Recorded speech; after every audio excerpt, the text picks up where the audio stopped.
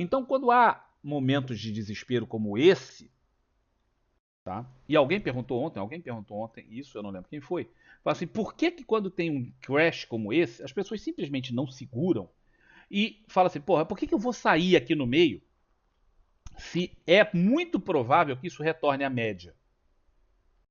Então, o cara, a média pode ser aqui.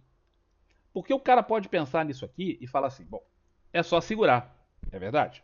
De uma forma geral, é só segurar. Às vezes até comprar mais embaixo, porque aí você melhora a média. Mas o problema é que, você não sabe até onde vai cair. Tá? Isso aqui caiu 50%, podia ter caído 80%. Segundo, você não sabe quanto tempo isso vai ficar embaixo. Por exemplo, depois da crise de 1929, o mercado só se recuperou na década de 60. Levou 30 anos para voltar. Nesse meio tempo, a pessoa morreu, quem era do mercado aposentou, né? Muita coisa aconteceu nesse meio tempo. Então pode levar muito tempo. Aqui foi rápido, mas podia não ter sido. Tá? E a outra coisa é o seguinte: por que que isso aqui acontece? Por que que acontece? Por que que começa a cair rápido? É geralmente uma notícia, uma informação, alguma coisa desencadeia o crash. Mas por que que ele segue? Por que que institucionais, por que que grandes institucionais ou grandes bancos vendem algo que eles sabem que vai voltar a subir?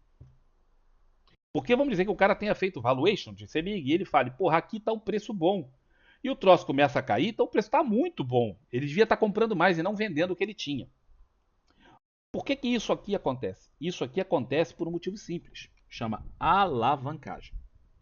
Se ninguém operasse alavancado, os crashes seriam muito raros e quando acontecessem, eles seriam muito menos profundos. O problema é que tanto as instituições como as pessoas alavancam. Em 1929, por exemplo, estava todo mundo tão alavancado que as pessoas estavam pegando 2, 3 hipotecas na mesma casa. Tinha gente que vendeu a casa para botar dinheiro na bolsa. Que ideia idiota. E empresas que pegaram todo o capital que a empresa tinha, capital de giro, né, o capital da empresa, e ainda fizeram hipoteca sobre seus bens para botar na bolsa, porque dava mais dinheiro na bolsa porque dava produzindo. Aí, uma certa hora, você tá lá, alavancadaço no negócio, e o troço começa a cair por qualquer motivo. Uma notícia rápida, caiu. Nessa hora, mesmo bancos, mesmo grandes bancos, grandes fundos, todos eles têm margem. É aquilo que eu vivo falando para vocês, cuidado com a chamada de margem, não opere alavancado. Chega uma certa hora em que quem está te fazendo o trade, ou melhor, quem está te garantindo o trade, quem está te dando o crédito, porque operar alavancado quer dizer que você está operando no crédito. Ah, quando eu opero aqui no índice, eu opero com 5 contratos, mas eu não tenho, porra, R$ 1 milhão.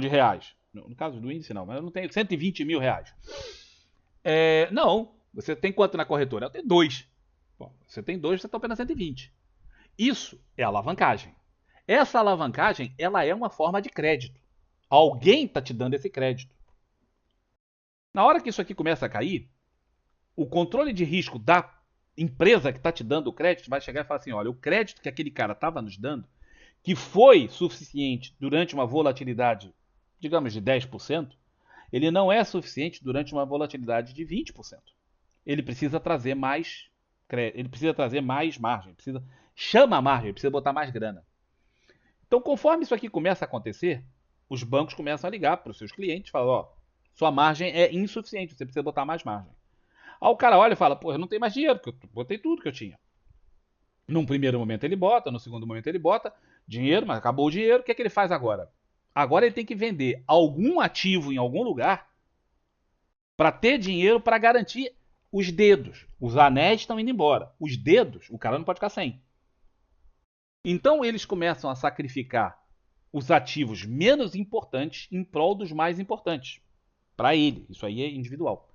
Então começa a vender o troço a qualquer preço. O cara não está mais importando com preço. Ele está importando que ele precisa do dinheiro de volta para poder garantir a margem do outro negócio. E isso começa especialmente nos mercados mais periféricos. O cara começa a se desfazer de onde dá para botar o dinheiro lá. Então aí os crashes se perpetuam, porque o cara começa a vender a qualquer preço, o próximo vai vender também a qualquer preço, porque ele precisa vender, não interessa se ele está tendo prejuízo ou lucro, é melhor ter algum prejuízo do que todo o prejuízo, e a chamada de margem é que faz isso aqui. Por isso que eu vivo falando com vocês, muito cuidado para operar com qualquer coisa que seja alavancada. Porque a hora que tiver uma chamada de margem, é isso aqui que vai acontecer na sua vida. Você vai precisar vender a qualquer preço e o resultado geralmente é uma tragédia.